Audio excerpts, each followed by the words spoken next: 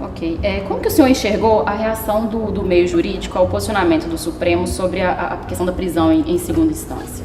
Eu sempre tive comigo que não era necessário aguardar o recurso especial junto ao Superior de Justiça, nem o extraordinário junto ao Supremo Tribunal Federal. Aliás, há 2 anos atrás eu levei esse tema ao plenário do Supremo Tribunal Federal, num caso relativo a Luiz Estevão, que foi condenado e estava já com mais de 26 recursos só no âmbito do Superior Tribunal de Justiça. Quando eu recebi o processo em meu gabinete, ele estava naquele dia, era o último dia para decidir, porque no dia seguinte já haveria a prescrição. Ou seja, se eu não tivesse tomado uma atitude drástica de entender aqueles recursos protelatórios, o que foi confirmado pelo colegiado, ele estaria solto, porque teria prescrito através deste artifício de inúmeros e inúmeros recursos.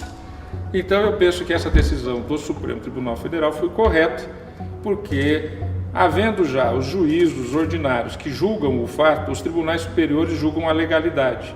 Ele não julga se o fato ocorreu ou se o fato não ocorreu, ele julga a legalidade. A não ser naqueles casos em que originariamente o Supremo tem que julgar, que são os casos chamados de autoridades com foro de prerrogativa de função, como os parlamentares e os ministros.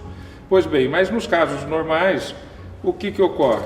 Um juiz na sua cidade, o Tribunal de Justiça, o Tribunal Regional Federal, no seu estado, na sua região, é que analisa se o fato ocorreu, se o fato não ocorreu, se houve culpa, se não houve culpa.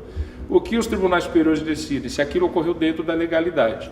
E 98% dos casos, 99% dos casos, aquilo ocorreu dentro da legalidade. Então, a execução imediata não vai impedir, por exemplo, ainda a análise dos habeas corpus, que nós julgamos sempre no Supremo Tribunal Federal, depois de já passar pela instância do Superior de Justiça, depois de já passar por um tribunal local e de um juiz de primeira instância. Então nós temos hoje enormes mecanismos de proteção ao acusado, garantindo a ampla defesa.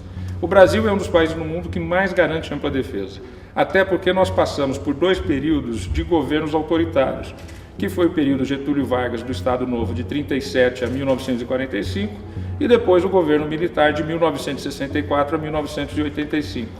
Com isso, a Constituição de 88 criou mecanismos enormes de proteção à defesa do cidadão.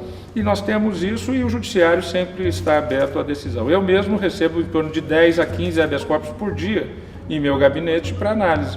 Se identifica se ali uma ilegalidade, nós decretamos essa ilegalidade. Mas a verdade é que 90% dos casos, e muito mais do que isso, são casos que ocorrem dentro da normalidade.